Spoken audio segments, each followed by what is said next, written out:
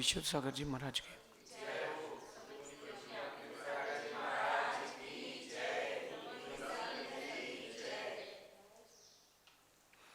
यहाँ हम सभी सुख की वृद्धि के लिए नीति के विषयों का अध्ययन कर रहे हैं। बात कुछ नहीं, परिस्थितियों से उभरने का नाम है नीति, अथवा किसी को विपरीत परिस्थिति उत्पन्न ना हो अपने निमित्त से, इसका नाम है नीति। स्व की रक्षा के साथ साथ पर की रक्षा हो, पर की रक्षा के साथ साथ स्व की रक्षा हो, इसका नाम है नीति। जैसे एक माँ अपने बच्चे से कहती है, बेटा सो जाओ। क्यों? अब वो सोएगा तब तो वो सोएगी, यहां वहां भागता रहेगा तो उसको थपथपा रही है, लोरी सुना रही है, कथा सुना रही है, अथवा डांट के सुला रही है। ये सब उस माँ की नीतियां हैं। ऐसी कुछ जीवन में नीतियां। आज एक नीति देखते हैं अपन, दुख। दुख के लिए कहना चाहता हूं मैं कि दुख देना भी अच्छा नहीं है, और दुख किसी को दिया जा रहा है तो उसको देखते रहना भी अच्छा नहीं है। किसी को दुख को दो मत। क्यों? तो बता रहे हैं यहां पर, पत्थर को पानी में पत्थर फेंकने जितना आसान है किसी को दुख देना। पानी में पत्थर फेंकने जितना आसान है किसी को दुख देना, लेकिन वो पानी ही जानता है कि पत्थर कितना गहरा गया है। आप एक तट पर खड़े हो नदी के, और आपने पत्थर उठा करके फेंका है, फेंक तो दिया, आप तो मुस्कुरा के घर आ गए। पानी जानता है कितना गहरा गया है पत्थर। किसी से कोई बात हो गई और आपने कुछ कह दिया, अथवा उसने आपको कुछ कह दिया, तो कहने वाले ने तो कह दिया, लेकिन जिससे कहा गया है वो ही जानता है कि चोट कितनी गहरी लगी है। ऐसे ही अपन को भी तो चोट लगती है। कोई कुछ कह दे तो, दुखों के निमित्त उपस्थित कर दे तो अपन को भी पीड़ा होती कि नहीं। तो अपन को भी ऐसा ही विचार करना चाहिए कि हमारे निमित्त से किसी को पीड़ा ना हो।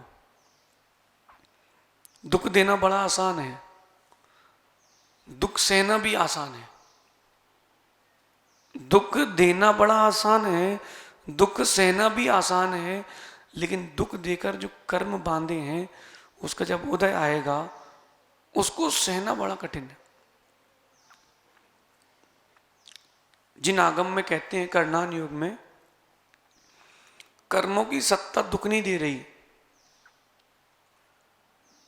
कर्मों का बंध दुख नहीं दे रहा, कर्मों का उदय दुख दे रहा है। कर्मों का तो जो कर्मों का उदय आ रहा है वो दुख दे रहा है।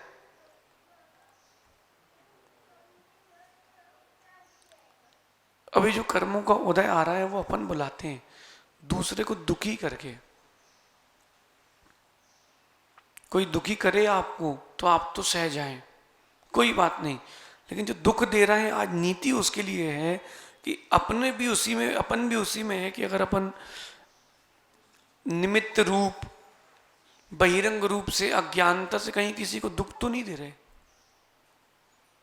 झाड़ू लगाई आपने घर के बाहर और कचरा पड़ोसी के घर के सामने कर दिया, जान के नहीं, भूल से। भूल से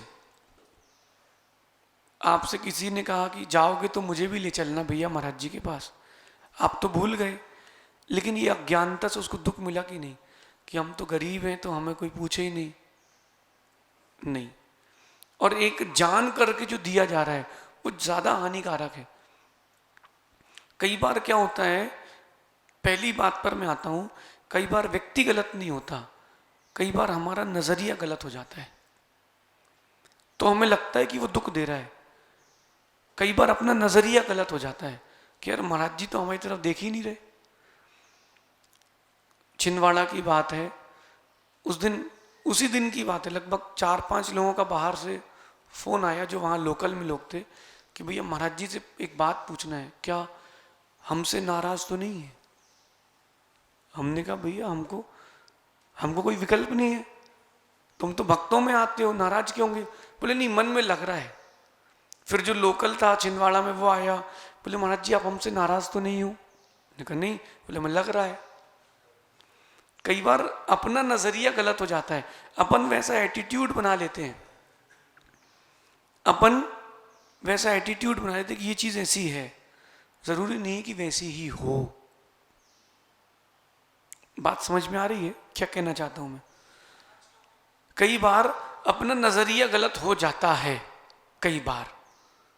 अब अभी आपको एक आवाज आई तो उसने सुनाने के लिए नहीं करी, उसका एक्सपेरिमेंट चल रहा है या रिव्यू देख रहा है तो उससे आवाज आ रही है। इसलिए जान करके कभी किसी को दुख ना दें, क्योंकि तुम तो दुख दे के चले जाओगे, वो तो उसको ही पता है कि कितना गहरा गया है। यद्यपि वो उभरने वाला तो उभर जाएगा। जैसे अंजी नगर के पंचकणक में उस भव्य आत्मा ने कहा कि बोले आपके पास तो छाछ छाछ रहेगी चातुर्मास में, लिख करके पत्र में। तो हमने उस चीज को बहुत पॉजिटिव लिया कि सही बात है, छाछ खाने से, छाछ पीने से स्वस्थ रहते हैं और मलाई खाने से चोक होती है। और घी चाहिए तो छाछ तो चाहिए ही चाहिए, फिर घी तभी मिलेगा जब छाछ मिलेगी। ऐसा पॉजिटिव एटीट्यूड लेकर के हमने बहुत बढ़िया, हमने उससे कुछ कहा ही नहीं, कहा नहीं, लेकिन कहने लायक छोड़ा भी नहीं। कोई दुखी भी कर दे तो अपन को दुखी नहीं होना, लेकिन ये आज विशेष बात क्या करें कि अपने निमित्त से किसी को दुख ना मिले, अपन स्वयं बियर करो ना। जैसे एक कुशल जो गृहिणी है, माँ है, घर में 5 लोग हैं उसके, और 3 लोग मेहमान आ गए एकदम से, तो सातों को भोजन करा देगी और स्वयं रोटी दाल खा लेगी आखिरी में। करते कि नहीं ऐसा कई बार? चलो कुछ नहीं बनाते अपन, चलो यही खा लेते हैं। ये ऐसा क्यों कर लेती हो? कुशल गृहिणी, कोई बात नहीं।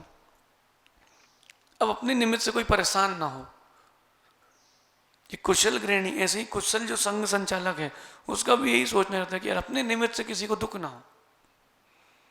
आचार्यों भी यही सोचते हैं, सामान्य व्यक्ति को ये सोच के रखना चाहिए हमारे निमित्त से किसी को दुख ना हो। 2 इंच की जमीन के पीछे केस, 2 इंच की जमीन के पीछे, थोड़े से पैसे के पीछे किसी को ठग लेना, किसी को आपने एडवांस दिया, वो दूसरा काम कर रहे हो, तुम्हारा पैसा ही नहीं दे रहा है, तुमसे लेकर के दूसरे को ब्याज में दे दिया उसने। ये जो जितने सारे बहिरंग निमित्त दिख रहे हैं, दुख देत दुख होत है, सुख देत सुख होत। दूसरे को दुख देने का प्रयास न करें। पानी ही जानता है पत्थर कितना गहरा गया है। हनी, बेटा आज का विषय भूलना नहीं। पानी ही जानता है पत्थर कितना गहरा गया है, फेंकने वाले को थोड़ा ना पता है।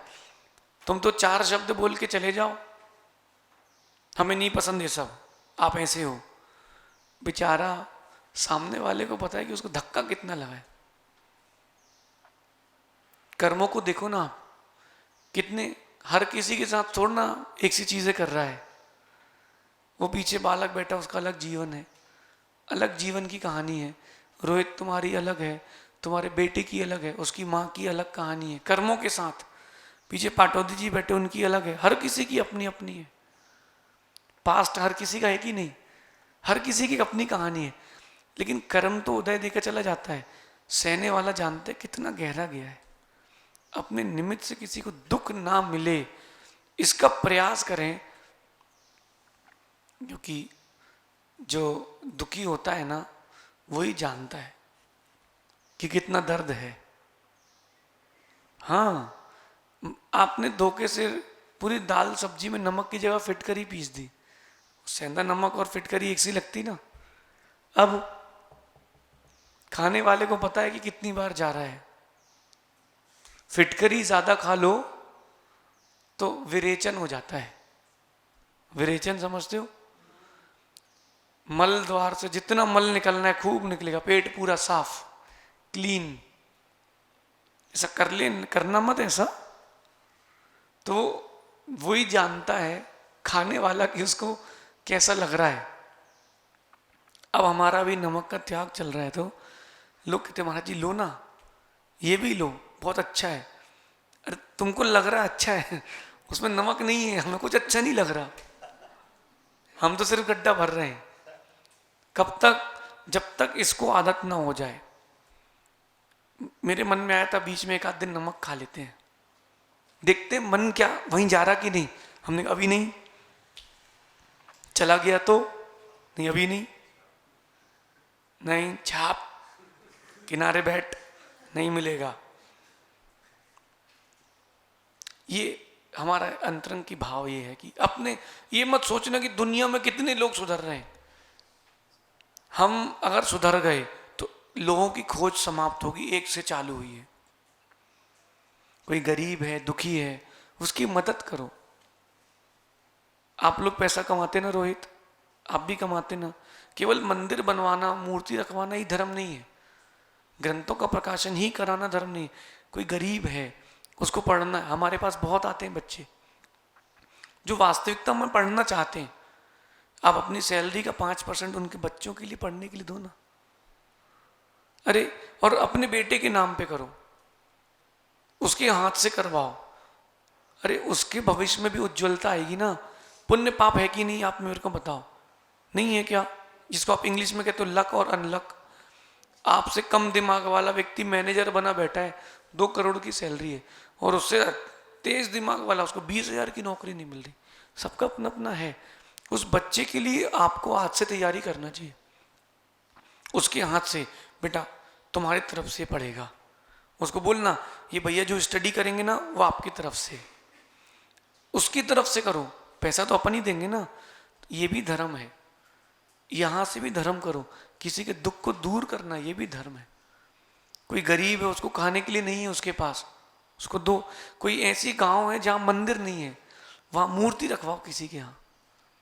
ये चीज जो है पर के दुखों को दूर करने के से अनेकों साधन है। इस पर आपको विचार करना चाहिए। गलत तो नहीं कह रहे हम, स्वीकार है कि नहीं? बात करना चाहिए। क्योंकि जब आप दुखी होते तो आपको पता है, कभी रोटी बनाते हुए जले या बम कोई फोड़ रहा हो अगरबत्ती से, और अगरबत्ती चली गई हो, बम रह गया हो। ऐसा होता है कई बार, हुआ कि नहीं? हाँ